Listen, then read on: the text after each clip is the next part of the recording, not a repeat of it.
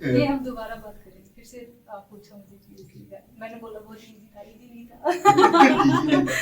Mechanical engineering, mechanical engineer है। तो आपकी ये बड़ी फिर से बहन पूछो। फिर से पूछो, इंजीनियरिंग नहीं कर रहा, काम की बात करी है। मैं सूट इसीलिए पहन के आई हूँ प्रोफेशनल बातें करने के लिए। कंट्रोवर्सी कोई नहीं थी, किससे थे मेरे। जैसे मैं हर बात तो से शुरू करती हूँ, हद हो रखी है। प्रेशर लाइक अपनी पीएचडी खत्म करो और यहाँ पर हमारे साथ आके रहो या ऐसा कुछ? नहीं, ऐसा कुछ भी नहीं था। मेरे मेरे इन लॉज बहुत सपोर्टिव है। तो आपके इन-लॉज काफी चिल्ड थे और फिर हम साथ हो गए थे। गई तो मैं अकेली थी। आगे बोलना क्या है मुझे? So for my research on carbon materials tube नहीं बनाया। चलो हमने परचेज सेंसर काम कैसे करता है वो ये बताओ मुझे।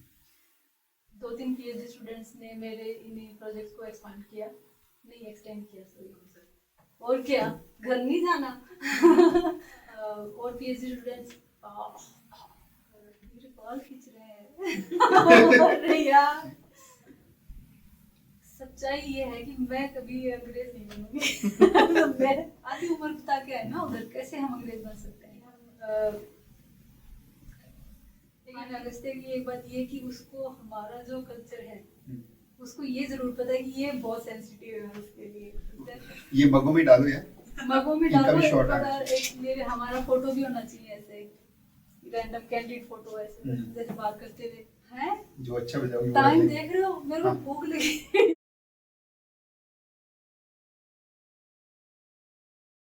नमस्कार दोस्तों, पीएचडी डायरी में आपका स्वागत है। पीएचडी डायरी की शुरुआत एज ए कोरा स्पेस हुई थी। आज से 10 साल पहले हमने इसे as a Quora space start किया था, जिसपे आप किसी भी तरह के क्वेश्चंस पूछ सकते हैं पीएचडी से और रिसर्च से रिलेटेड। आज पीएचडी डायरी के कोरा पर 1 लाख से ज़्यादा फॉलोअर्स हैं और करीबन 1 करोड़ से ज़्यादा व्यू उस पर आ चुके हैं। उसी की तर्ज पर हम शुरू करने जा रहे हैं यूट्यूब चैनल पीएचडी डायरी, और आज पहला एपिसोड है और इस पहले एपिसोड में हम बात करेंगे फिजिसिस्ट डॉक्टर मोनिका पूनिया से। डॉक्टर मोनिका पूनिया राजस्थान के झुंझुनू डिस्ट्रिक्ट से रहने वाली हैं और वहाँ के एक स्मॉल टाउन पिलानी से बिलोंग करती हैं। इन्होंने अपनी मास्टर्स बनस्थली यूनिवर्सिटी से की है और उसके बाद इन्होंने अपनी पीएचडी बिट्स पिलानी के फिजिक्स डिपार्टमेंट से की है। आज हम इनसे बात करेंगे इनके पीएचडी के बारे में और यूएस में हो रही इनकी रिसर्च के बारे में। वेलकम मोनिका, आपका स्वागत है पीएचडी डायरी के अंदर। सबसे पहले आप हमें अपने बारे में कुछ बताएं। जैसे कि आपने बताया कि मैं झुंझुनू डिस्ट्रिक्ट से हूँ और बहुत ही छोटा शहर पिलानी से मैं बिलोंग करती हूँ, और मेरी एजुकेशन वहीं से हुई है, पिलानी से ही। And my masters is from Banasthali university in physics, and after that I did PhD in physics from BITS Pilani. और उसके बाद जैसे मेरा सफ़र शुरू हुआ यूएस में, और इसमें रिसर्च जर्नी में मैं काफ़ी यूनिवर्सिटीज़ में यहाँ काम कर चुकी हूँ और मुझे 8 साल हो गए हैं यूनाइटेड स्टेट्स में। I am very excited to be here on this platform and to share my research journey. तो आपकी रिसर्च की शुरुआत कैसे हुई? बचपन कैसा रहा? बचपन से आपने सोचा था कि आगे जाके रिसर्च में जाना है, या suddenly you drop into research? नहीं, हमेशा से तो नहीं सोचा था कि रिसर्च में जाना है, लेकिन मास्टर्स के दौरान मुझे मौका मिला सीरी पिलानी में एक प्रोजेक्ट पे काम करने का। बहुत ही शॉर्ट ड्यूरेशन का वो प्रोजेक्ट था, 45 डेज का। बट वो फंडिस लैब्स वहाँ पे based on MEMS technology and nano technology. I got chance to work on several techniques there, and वहाँ पे मुझे लगा कि हाँ, ये बहुत फैसिनेटिंग है और मुझे रिसर्च में जाना है। तो वो मेरा पहला एक्सपोजर था रिसर्च के लिए। लेकिन अगर हम उससे पीछे जाएं, जैसे बचपन में जब हम बहुत छोटे होते हैं तो घर में कहते हैं कि बड़े होके डॉक्टर बनना है, इंजीनियर बनना है, तो ऐसा कोई कोई था घर में जो ऐसे बोलता हो कि हाँ भाई हमारी बेटी बड़ी होके डॉक्टर बनेगी? मेरे पिताजी जो हैं वो रिटायर्ड टीचर हैं, तो एजुकेशन का माहौल तो था घर पे, बट मोस्टली ये है कि पिलानी बहुत छोटा शहर है और मोस्टली लड़कियों के लिए ये होता है कि हाँ, मास्टर्स तक ठीक है और फिर हमारे लिए लड़का देखना शुरू कर देते हैं और शादी की उम्र मानते हैं कि मास्टर तक एजुकेशन काफ़ी है। बट जैसे कि मैंने बताया कि मास्टर्स में मुझे एक्सपोजर मिला रिसर्च का, since I belongs to Pilani itself and BITS Pilani है वहाँ पे, तो मैंने वो अपॉर्चुनिटी एक्सप्लोर की कि क्या मैं वहाँ पीएचडी कर सकती हूँ या नहीं। घर वालों का ये था कि हाँ, अगर होम टाउन में ही पीएचडी कर रहे हैं तो सही है, क्योंकि 5 साल बाहर भेजना वो बहुत बिलोंग्स टू स्मॉल सोसाइटी, बहुत बड़ा डिसीजन होता है मेरी फैमिली के लिए। तो मैंने वहाँ एक्सप्लोर किया और मेरा बिट्स पिलानी में हो गया एडमिशन, तो वहाँ पे मैंने पीएचडी की। अगर हम राजस्थान की बात करें तो राजस्थान लड़कियों की एजुकेशन के लिए थोड़ा बैकवर्ड है। तो काफी साल हो चुके हैं, हम आपकी एज के बारे में बात नहीं करेंगे। उस टाइम के ऊपर आपको लगता था कि आपने बोला कि आप बनस्थली यूनिवर्सिटी गए मास्टर्स करने के लिए, और बनस्थली सिर्फ वुमेन्स यूनिवर्सिटी है, उसके बाद आपने पीएचडी अपनी बिट्स पिलाने से की। आपको लगता है कहीं एक कारण था कि घर वाले आपको सिक्योर रखना चाहते थे, प्रोटेक्टिव फील करते थे कि आपको अगर बाहर भी भेज रहे हैं तो हम ऐसी यूनिवर्सिटी में भेजें जहाँ पर सिर्फ गर्ल्स हों, और आपने पीएचडी बिट्स पिलाने से की। आपको ऐसा कुछ फील हुआ आपकी स्टडी के दौरान? हाँ, लेकिन मैं ये नहीं कहूँगी कि मेरी फैमिली ही ऐसी थी। जैसे कि हम छोटे शहर से आते हैं तो वहाँ पे माहौल ही ऐसा होता है कि हम सोसाइटी से जुड़े होते हैं, और फिर लड़कियों के लिए ज़्यादा प्रोटेक्टिव माहौल होता है, तो that was there, I can't deny. But मैं अपने आप को लकी मानती हूँ कि मुझे इस प्रोटेक्टिव माहौल के थ्रू ही एजुकेशन लेने का मौका मिला, and I could become doctor Monika Punia. Monika, अपनी फैमिली के बारे में बताएं, कौन कौन है आपके घर में? मेरी फैमिली में मेरे पेरेंट्स हैं और मेरे 3 भाई बहन हैं। सबसे बड़ी मेरी बहन है, फिर एक भाई और मैं, हम दोनों ट्विंस हैं, और फिर मेरा एक छोटा भाई है। क्या करते हैं आपके भाई बहन सिबलिंग्स, क्या करते हैं? मेरी बहन है, वो टीचर है। मेरा जो ट्विन ब्रदर है वो सॉफ्टवेयर डेवलपर है, और मेरा सबसे छोटा भाई है वो नेदरलैंड में जॉब करता है। तो आपकी बड़ी बहन टीचर है, तो लाइक उन्होंने बीएड किया होगा फिर। ओके। तो अगर आज की हम सिचुएशन कंपेयर करें, जैसे आप भी इंडिया जाते हैं, राजस्थान में अपने घर जाते हैं, तो आपको कैसा लगता है कि आजकल लोग फॉरवर्ड हुए हैं स्टडी को लेके, एजुकेशन, गर्ल्स एजुकेशन को लेके? हाँ, माहौल बदला तो है। जैसे कि मुझे यूएस में आई काफ़ी टाइम हो गया। एक छोटा सा किस्सा मैं बताती हूँ। बहुत ही स्टार्टिंग में जब मैं यूएस में आई थी तो मुझे किसी कॉन्फ्रेंस के दौरान एक प्रोफेसर मिले थे इंडिया से ही। उनका ही मुझे देख के, मुझसे बात करके उन्होंने पूछा कि तुम राजस्थान से हो कि तुम यहाँ कैसे आ गई? तो वो एक परसेप्शन है राजस्थान की लड़कियों को लेके कि वहाँ लड़कियाँ पढ़ती नहीं या पढ़ाई नहीं जाती हैं। तो उस टाइम में और आज के टाइम में काफ़ी चेंज आ चुका है। जैसे कि मेरी लाइक कजिन्स हैं, सिस्टर्स हैं, और उनके जैसे बच्चे, तो अभी काफ़ी बदलाव तो आ रहा है। लड़कियों को मौके दिए जा रहे हैं और सेल्फ डिपेंडेंट बन रही हैं लड़कियां, और डजेंट मैटर कि आप छोटे शहर से हो या बड़े शहर से हो, तो अपॉर्चुनिटीज तो मिल रही हैं। दूसरा, आप राजस्थान में शेखावटी रीजन से हैं, और शेखावटी रीजन बीएड के लिए बहुत फेमस है। आपके मन में कभी ख्याल आया कि मास्टर्स करने से पहले या ग्रेजुएशन के बाद मैं बीएड कर लूं और टीचर प्रोफाइल, टीचर लाइन के अंदर चली जाऊं? ऐसा कुछ सोचा आपने? तो प्लान तो वही था। जैसे कि मैंने बताया, मेरे पिताजी टीचर रहे हैं, तो मेरी सिस्टर है बड़ी, उन्होंने भी बीएड की है, और मेरा भी वही प्लान था। लेकिन मेरी फील्ड इसलिए चेंज हो गई क्योंकि जैसे मैं बनस्थली भी रही हूँ, वहाँ पे भी मुझे थोड़ा इंडिपेंडेंसी मिली वहाँ पे, और फिर मैंने पीएचडी के लिए ट्राई किया। तो मेरे फैमिली का सपोर्ट था, खासकर मेरी बड़ी बहन का, क्योंकि उसकी मास्टर्स के बाद शादी हो गई थी। तो इसलिए हाँ, सपोर्ट तो मिला फैमिली से। तो आपको बीएड नहीं करना पड़ा, तो आप हाँ। कभी किसी ने पूछा आपसे, यानी कि आपने बीएड क्यों नहीं किया है, या मलाल रहता है कि बीएड छूट गई मेरी?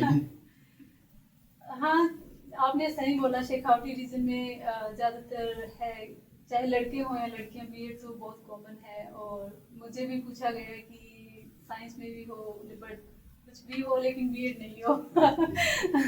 तो हाँ, वो परसेप्शन तो है लोगों का। जैसे आप घर से निकले, बनस्थली गए, तो आपने कहा बनस्थली में आपको एक्सपोजर मिला, तो कैसा था बनस्थली का माहौल? बहुत ज़्यादा अलग नहीं था घर से, क्योंकि आप जैसे कि आपने बताया कि वनस्थली यूनिवर्सिटी सिर्फ वुमेन्स के लिए है और बहुत ही रिस्ट्रिक्टेड माहौल है वहाँ पे। पहनावे को लेके, जैसे कि वहाँ खादी ही पहनते हैं।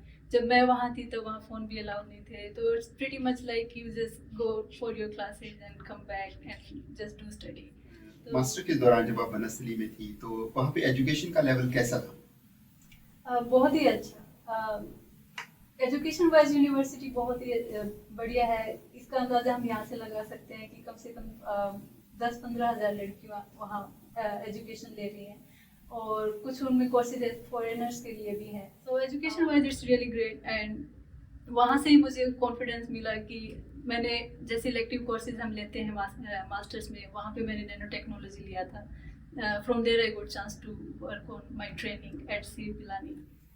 तो सीरी पिलानी में फिर आपने क्या पर्टिकुलरली अप्लाई किया था, या वहाँ पे एप्लीकेशन आपने एज ए प्रोजेक्ट काम किया, या आपने तो मास्टर्स के दौरान ये एक कोर्स होता है समर ट्रेनिंग, जैसे कि आपको समर के दौरान किसी भी रिसर्च इंस्टीट्यूट में जाके एक्सपोजर लेना है। तो जैसे कि मैंने बताया कि मैं पिलानी से हूँ, तो वो इजी था मेरे लिए इसीलिए में एडमिशन लेना, और मैं घर पे भी अपने समर में रहूँगी। तो इसलिए मैंने वहाँ पे अप्रोच किया, और मैथ्स टेक्नोलॉजी में प्रोफेसर के साथ मेरा 45 डेज का ट्रेनिंग था।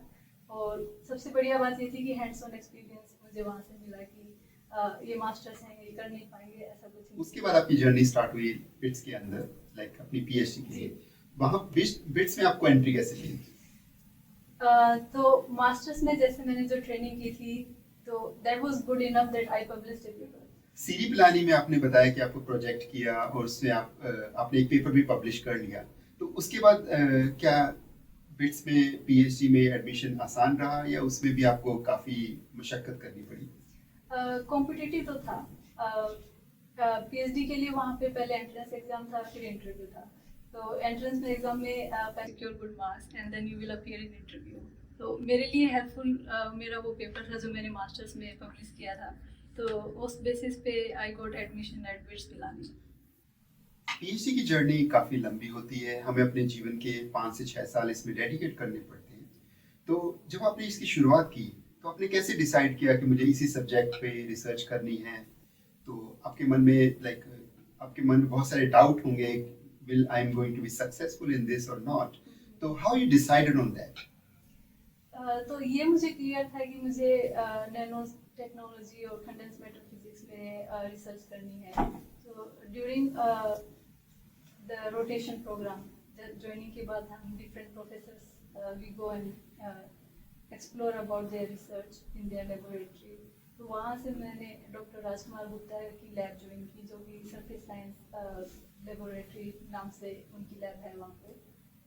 तो वो मुझे क्लियर था कि मुझे उस फील्ड में काम करना है, बट ये मुझे क्लियर नहीं था कि how challenging it going to be in next 5 years। जैसे आपने बताया आपने पीएचडी डॉक्टर राजकुमार के साथ की, फिजिक्स डिपार्टमेंट बिट्स पिलानी, तो क्या रिसर्च टॉपिक था आपका?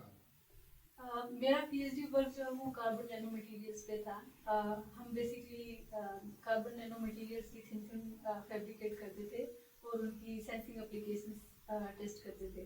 So basically my topic was thin films of carbon nanomaterials and their sensing application.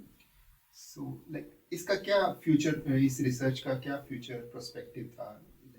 किस तरह से इस रिसर्च को यूटिलाइज किया जा सकता है? तो मेरे पीएचडी वर्क में हमने carbon nano tube based methane gas sensors develop किए एंड ग्राफीन बेस्ड हमने बायो सेंसर्स डेवलप किए for the sensing of urea in milk. So it has broad applications in real time. आपने research work में biosensor develop किए for the sensing of urea in milk. So finally you published this data? हाँ, so PhD के दौरान मैंने 6 journal paper और 6 conference proceedings publish किए। तो ये बहुत ही अच्छा एक्सपीरियंस था। मोनिका, आपने बताया आपने सेंसर्स, बायोसेंसर डेवलप किए जिससे मिल्क में यूरिया को डिटेक्ट किया जा सकता है। सो एग्जैक्टली होता क्या है इस टेक्निक में? सबसे पहले हम carbon materials such as carbon nano tubes और ग्राफीन उनकी थिन फिल्म बनाते हैं। उसके लिए हम लैंगम्यूर प्रोजेक्ट टेक्निक एक मेथड है जिसमें पानी के ऊपर आप मटेरियल स्प्रेड करते हैं and when you compress the monolayer in that way you can control the nano structures on to the surface. And उसमें उसमें फिर डिपोजिशन के लिए आप जैसे कि ITO प्लेट है या ग्लास प्लेट है या सिलिकॉन वेफर है, इस तरह के सॉलिड सबस्ट्रेट अगर आप डिप करते हैं तो in that way you can deposit the monolayer on to the solid surface. उसके बाद वो जो सरफेस है, हम क्वार्ट्ज क्रिस्टल माइक्रो बैलेंस एक मेथड है जिसमें कि आप जब आपका एनालाइट इंटरेक्ट करता है कार्बन मटेरियल से तो उस डिपोजिशन के कारण जो मास डिपॉजिट होता है सरफेस पे, the frequency of that quartz crystal fluctuate. तो वो जो फ्लक्चुएशन आता है फ्रीक्वेंसी पे, उसके आधार पे आप ऐसे क्वांटिफाई कर सकते हैं कि कितना इंटरेक्शन हुआ है तो कितना यूरिया दूध के अंदर प्रेजेंट है। हाँ, तो वो यूरिया आप उसमें डिटेक्ट कर सकते हैं मिल्क के अंदर। तो ये काफी फैसिनेटिंग टेक्निक ये मेरा एक प्रोजेक्ट है। मोनिका, आपका प्रोजेक्ट काफी फैसिनेटिंग था, जैसे आपने बताया, आपने डिटेल में बायो सेंसर के बारे में बताया। आपने अपना PhD खत्म किया और उसके बाद हमारा PhD हम एक पॉइंट पे लाके छोड़ देते हैं, कंक्लूड कर देते हैं। उसके बाद आपकी इस रिसर्च को किसी ने कंटिन्यू किया? मेरी ग्रेजुएशन के बाद वहाँ और PhD स्टूडेंट्स ने ज्वाइन किया और उन्होंने मेरे इस प्रोजेक्ट को आगे एक्सटेंड किया। मेरा बहुत ही अच्छा इंटरेक्शन के साथ रहा और I got chance to train them on those projects. और आपको पब्लिकेशंस भी मिले उनसे? They cite my work. They cited your work. That's good enough. That's good enough. तो जब आपने एक बार PhD में कदम रख लिया, उसके बाद कभी आपको लगा कि नहीं, गलत फील्ड में आ गए हैं, मुझे कुछ और कर लेना चाहिए, ऐसा कुछ कभी? ये बहुत कॉमन फीलिंग है ड्यूरिंग PhD जी। क्योंकि इस तरह के क्वेश्चंस हमसे काफी पूछे जाते हैं कि on an average like 50 to 60% people quit their PhD after within 1 or 2 years। सो इसीलिए मैं जानना चाहता हूँ कि लाइक उस टाइम पे आप अपने आप को कैसे कॉप अप करते हो कि नहीं, मुझे PhD करनी ही है, मुझे इस फील्ड में रहना ही है। तो किस तरह का माइंडसेट रहता है उस टाइम पे? तो मैंने कभी क्विट करने का तो नहीं सोचा था, कभी दिमाग में नहीं आया कि मैं क्विट कर दूं, बट बहुत चैलेंजिंग बहुत था। और it's just because like work culture there, it's not like research was very tough, considering like the work culture is different in India compared to US। तो वो अब पीछे जाके देखते हैं तो थोड़ा चैलेंजिंग लगता है कि हाँ, वो मुश्किल। It's a growth, like you grow professionally and personally and it's challenging at the same time। मेरा experimental based research था सारा, so I have to be in lab 9 to 5 and then since I again like belongs to a small society, so ये भी है कि 5 बजे घर जाना है। कितने साल लगे आपको अपनी PhD खत्म करने? मैंने जुलाई 2011 में PhD शुरू की थी एंड 2016 में मैंने सबमिट कर दी थी, तो तकरीबन 5 साल। मोनिका, PhD के दौरान हमें काफ़ी सारी दिक्कतें आती हैं, सुपरवाइजर के लेवल के ऊपर, डिपार्टमेंट के लेवल पे। तो आपको ऐसा आपके साथ ऐसा कुछ हुआ जो आप हमसे शेयर करना चाहेंगे? So in terms of projects, मैं कहूँगी कि इतना वो challenging नहीं था।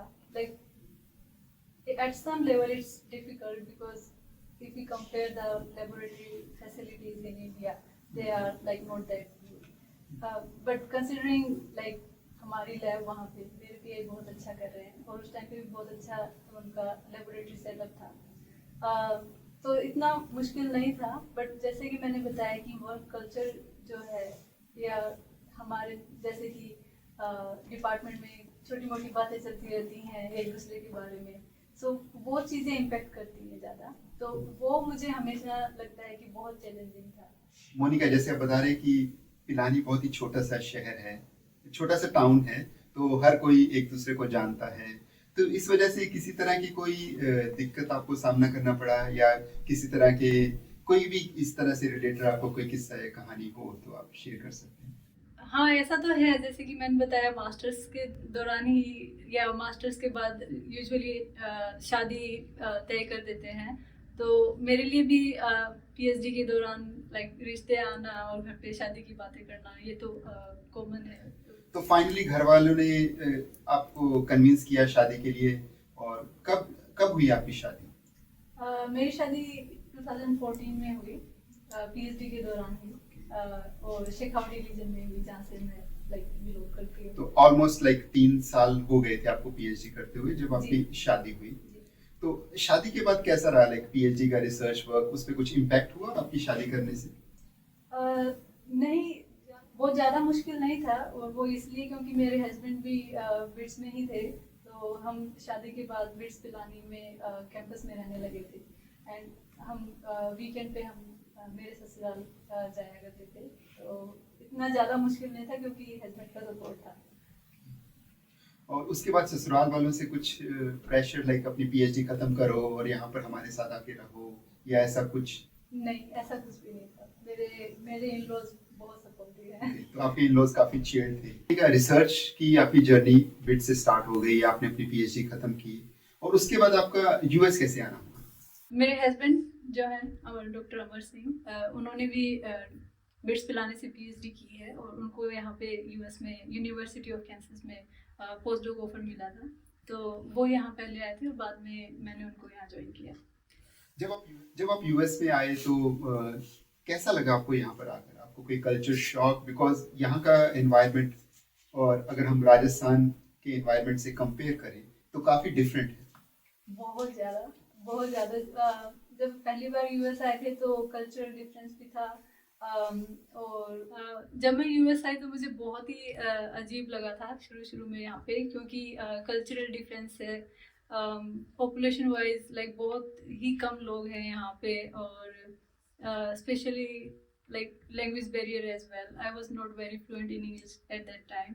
तो एक तरह का चैलेंज भी था। इस तरह के एनवायरनमेंट में आपको बहुत कुछ सीखने को भी मिला होगा।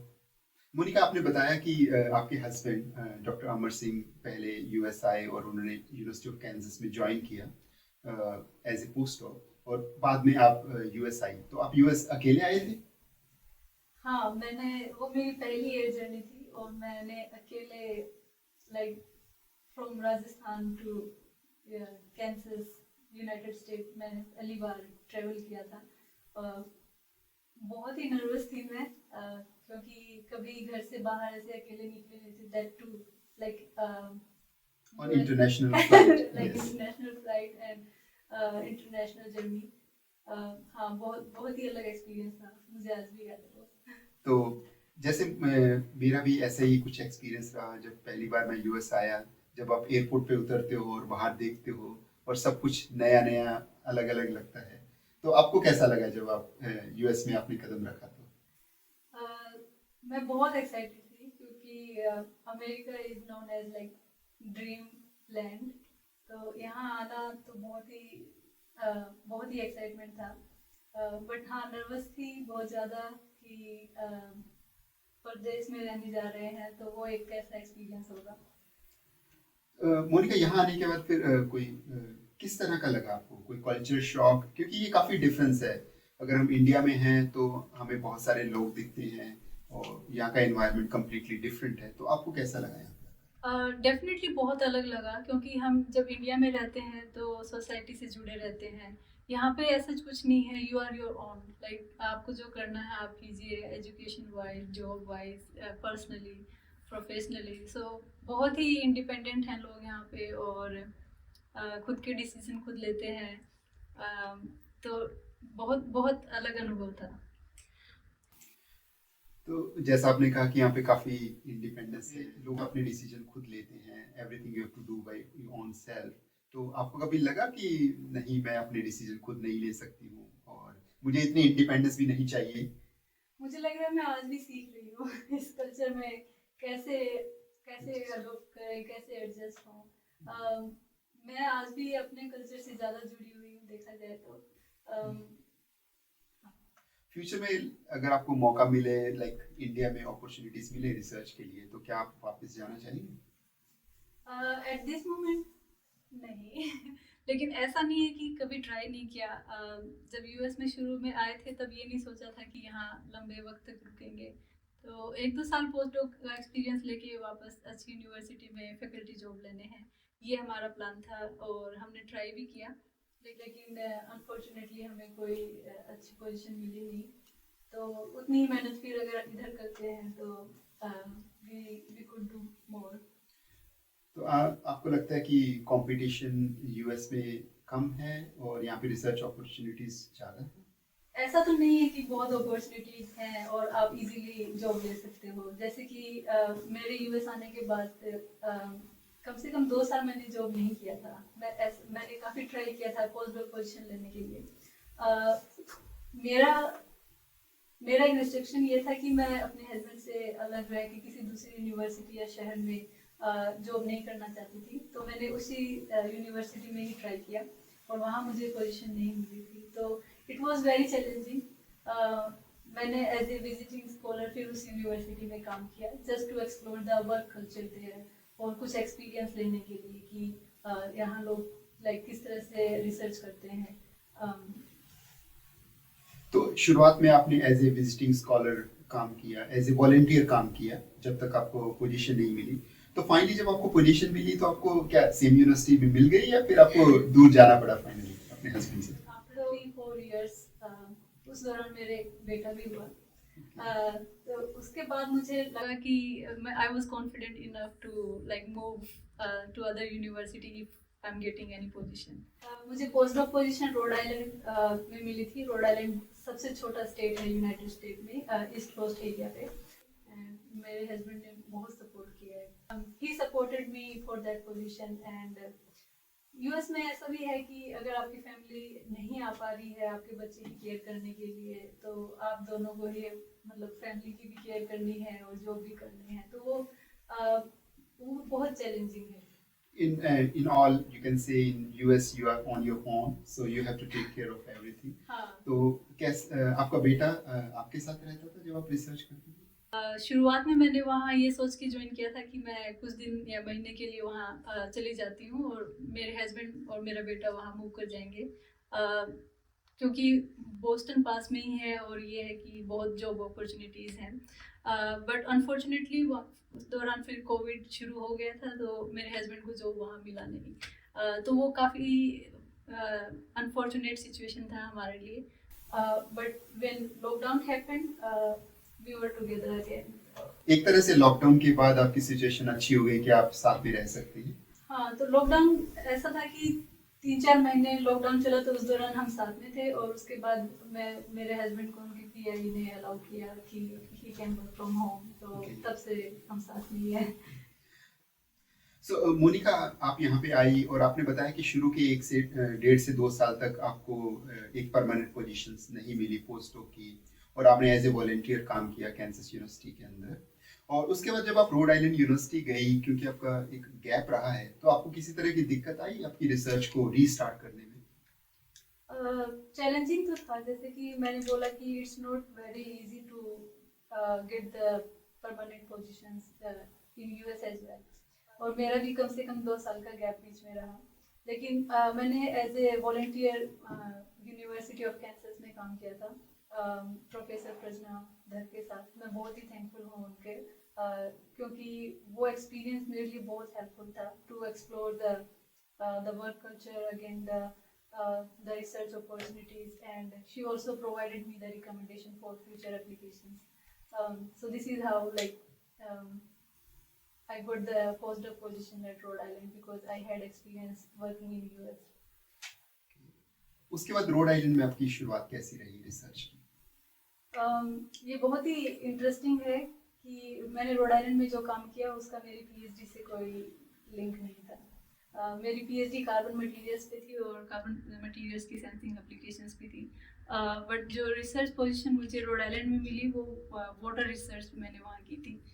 रोड आइलैंड जो है वो ओशियन स्टेट है क्योंकि इट्स नेक्स्ट टू ओशियन। तो वहाँ बहुत सारे ऐसे ऑर्गेनाइजेशंस हैं और यूनिवर्सिटी ऑफ रोड आइलैंड है जो कि water quality testing water treatment analysis के लिए बहुत सारे प्रोजेक्ट्स वहाँ पे फंडेड हैं।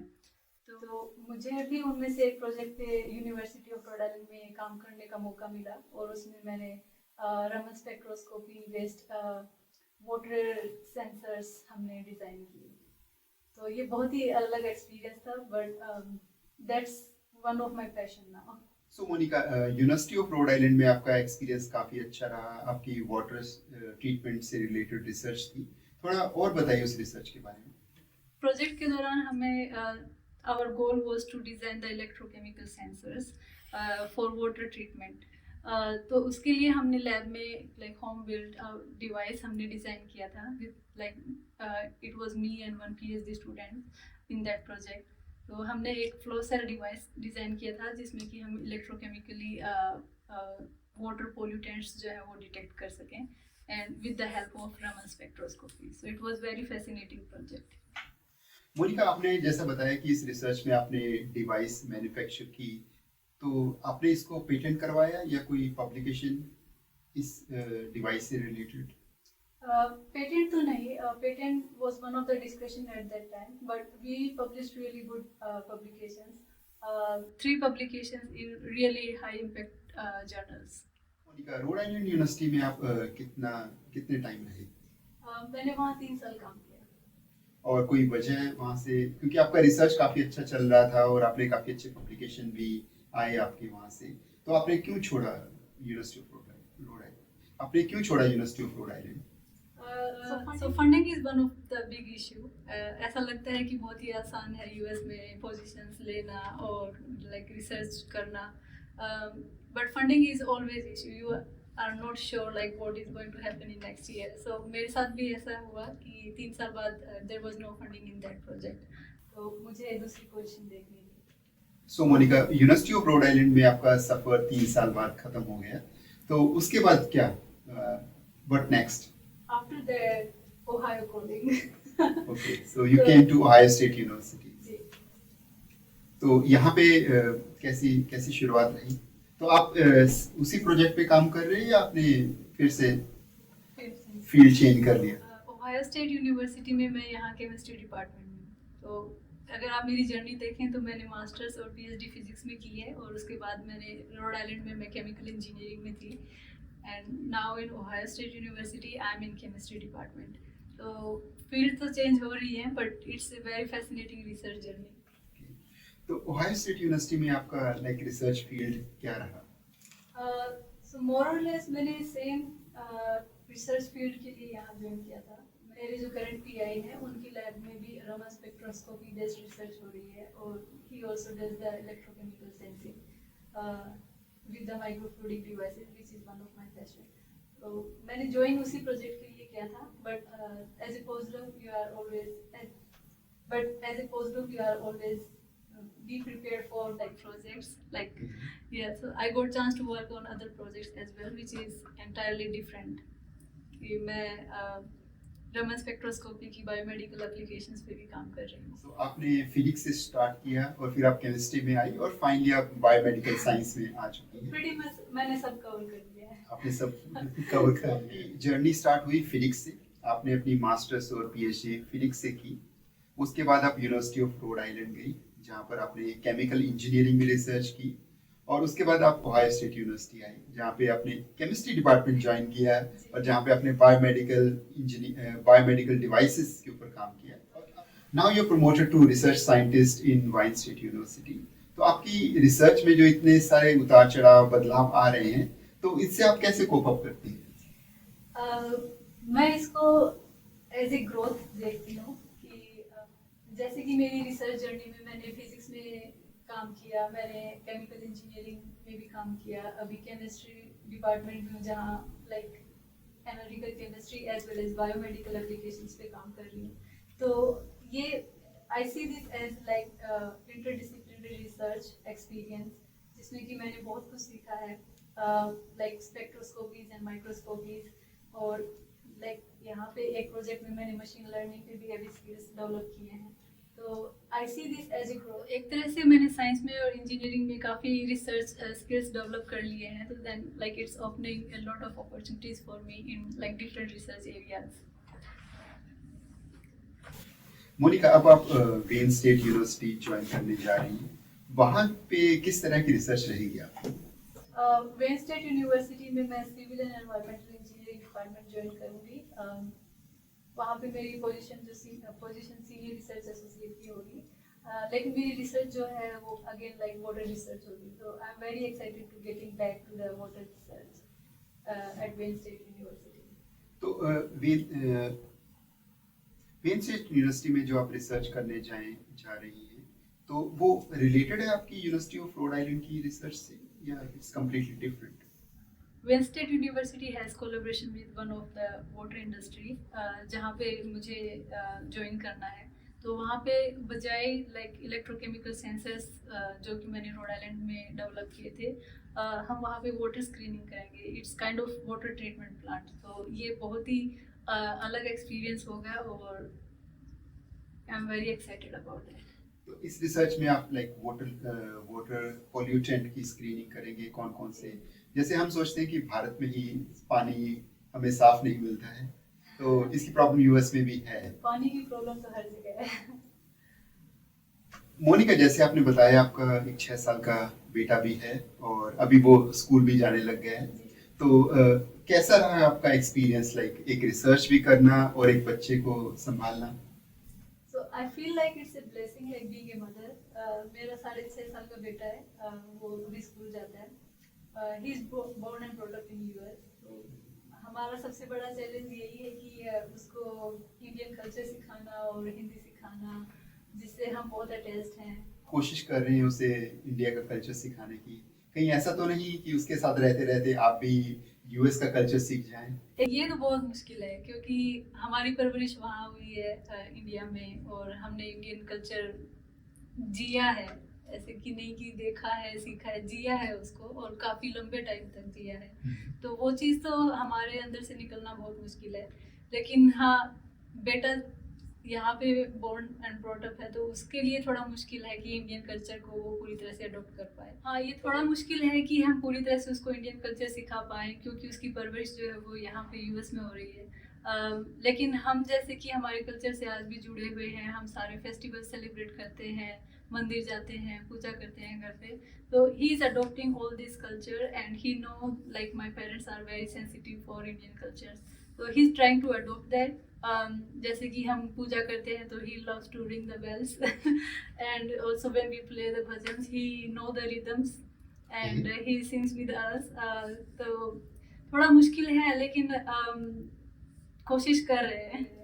कोई किस्सा है आपके पास जो इससे रिलेटेड, जैसे उसको लगा कि इसको इंडियन कल्चर फॉलो करना चाहिए?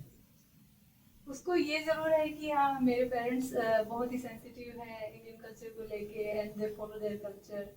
जैसे कि हम जब भजन प्ले करते हैं और मैंने जैसे कहा कि अभी बंद करो, हमें भजन नहीं प्ले करने हैं, then he is like what are you disrespecting your Indian culture. तो ये एक सुन के बहुत अच्छा उसे लगा। इतनी समझ है कि उसको ये समझ आ गया है कि हाँ, ये इनका जैसे ये हमारा कल्चर है और हमें इसके लिए रिस्पेक्टफुल रहना है। सिमिलर वे वो भी इस तरह का कोई यूएस कल्चर अपने साथ घर पे लेके आता है स्कूल से या अपने फ्रेंड से? He loves to follow the US culture, like he love to celebrate the American festivals. Easter अच्छा लगता है, Halloween पे उसको हमेशा हर साल नया कॉस्ट्यूम चाहिए, और हर साल उसका लाइक नया कैरेक्टर होता है जिसमें वो बहुत ही लाइक एक्साइटेड होता है कि इस साल मैं ये बनूंगा। और क्रिसमस फॉर श्योर, ये तो बहुत बड़ा फेस्टिवल है यूएस में। तो ये सारी कल्चर वो स्कूल में सीखता है और वहाँ पे लाइक सब सेलिब्रेट करते हैं। Then he brings it at home as well, and we also like love to celebrate all the American festivals as well. Monika, research scholar से जुड़ा हुआ एक टैबू है कि रिसर्च स्कॉलर सारा दिन सिर्फ पढ़ते रहते हैं या रिसर्च करते रहते हैं, ठीक है? तो एक तरह का टैबू जुड़ा हुआ है रिसर्च स्कॉलर्स के साथ। तो आप रिसर्च के अलावा आपकी और कोई पैशन या हॉबीज? मैं बहुत हार्डकोर रिसर्चर तो नहीं हूँ, लेकिन आपके पब्लिकेशंस और पेटेंट्स को देख के तो नहीं लगता कि आप हार्डकोर रिसर्चर नहीं है। जी, but I think it depends on the projects as well, like what kind of research lab you are working in और किस तरह के projects आपको मिल रहे हैं। तो it depends on that nature, like किसी किसी प्रोजेक्ट में डेडलाइंस होती हैं तो आपको थोड़ा लैब में ज़्यादा काम करना पड़ता है। और तो रिसर्च के अलावा लाइक जैसे मैं पूछना चाह रहा था कि आपकी कोई और हॉबीज या आप कोई पैशन फॉलो करते हैं या लाइक जब आप लैब में नहीं होते तो अब आप क्या करते हैं? After being mother specially, like my hobbies are not my hobbies anymore. मुझे मोस्टली लाइक यही रहता है कि जब भी टाइम मिले तो मैं अपने बेटे के साथ टाइम स्पेंड कर सकूँ। बिफोर बीइंग मदर मुझे म्यूजिक से थोड़ा अटैचमेंट था, तो जैसे कि मैं जब स्कूल में थी तो वहाँ पे भी हम जब मार्चिंग बैंड होता है उसमें मैं बैंड लीडर थी। एंड वहाँ पे मैंने लाइक डिफरेंट इंस्ट्रूमेंट्स जो है वो प्ले करना सीखा, और मुझे बेस्ट ट्रम्पेट प्लेयर का जो स्कूल में हमें एनुअल अवार्ड मिलता है वहाँ पे एनुअल अवार्ड मिला था। तो म्यूजिक के लिए मुझे था हमेशा से, जैसे ही अगर मुझे थोड़ा बहुत टाइम मिलता है तो I try to continue my passion. And उसी बीच मुझे गिटार सीखने का भी मौका मिला, तो मैं जब भी मुझे थोड़ा बहुत टाइम मिलता है तो मैं गिटार प्ले करती हूँ। गिटार बनानी पड़ेगी। गिटार